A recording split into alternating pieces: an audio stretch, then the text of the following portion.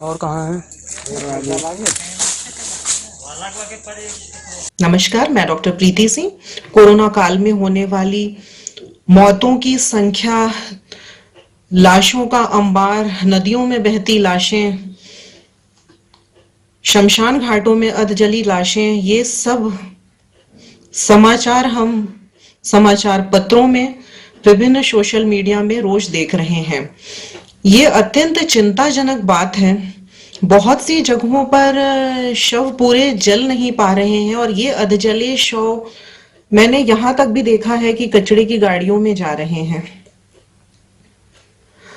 अधजले शव कहीं कुत्ते खा रहे हैं, कहीं एम्बुलेंस ही शवों को सीधे नदियों में फेंक रही है।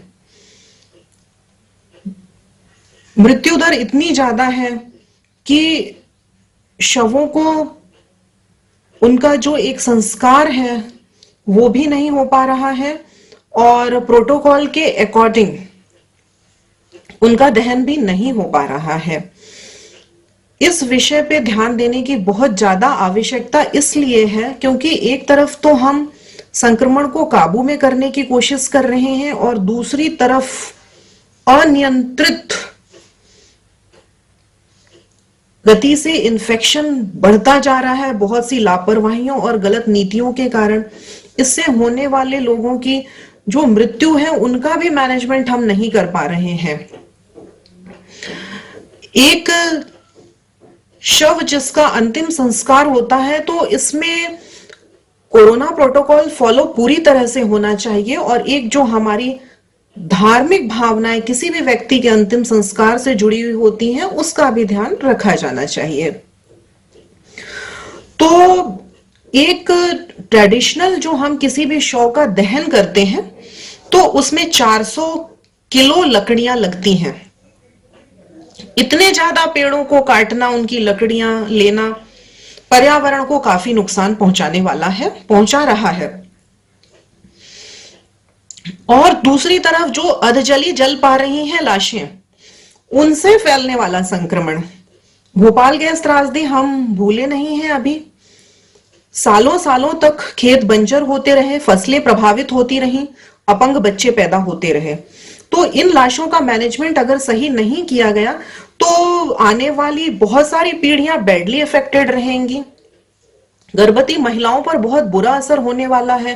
हो सकता है उनके नवजात शिशु के लंग्स में कोई सीवियर विकार हो, उनके लंग्स डेवलपमेंट में कोई प्रॉब्लम हो। अभी हमारे पास इससे रिलेटेड कोई भी स्टडी मौजूद नहीं है। अब इसका विकल्प क्या हो सकता है? और विकल्प हमारे देश में मौजूद हैं। इनका क्रिमेटर्स मतलब शौदागृह, तो इलेक्ट्रिक क्रिमेटर्स और इको क्रिमेटर्स इनके ऑप्शन हैं।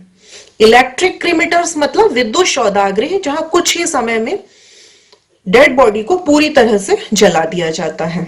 ठीक है, इन्फेक्शन फैलने का कोई खतरा यहां पर नहीं होता है।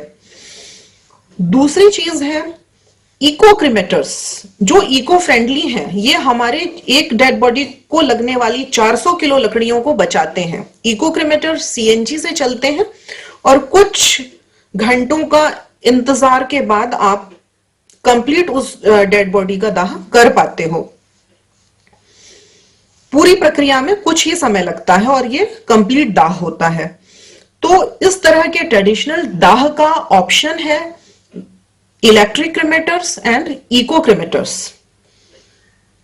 और कोविड प्रोटोकॉल में भी ये चीज स्ट्रिक्टली है और स्ट्रिक्टली फॉलो होनी चाहिए कि लाशें पूरी तरह से जलनी चाहिए, नहीं तो ये आने वाली सदियों के लिए बहुत बड़ा खतरा है।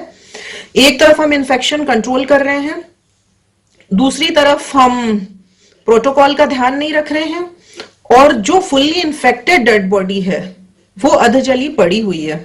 और बहुत से मुक्ति धाम है, शौदागृह हैं और ये रेसिडेंशियल एरियाज के बीच में पड़ते हैं, तो ये बहुत बड़ा खतरा बना हुआ है। हमारा पर्सनल प्रिकॉशन, मास्क, सैनिटाइजेशन, सब कुछ। दूसरे नंबर पे सोशल डिस्टेंसिंग भी, तीसरे नंबर पे वैक्सीनेशन भी और चौथे नंबर पे डेड बॉडी के बारे में जो कोरोना प्रोटोकॉल है वो स्ट्रिक्टली फॉलो होना चाहिए। हम सभी तरफ से एफर्ट करेंगे तभी इस जंग को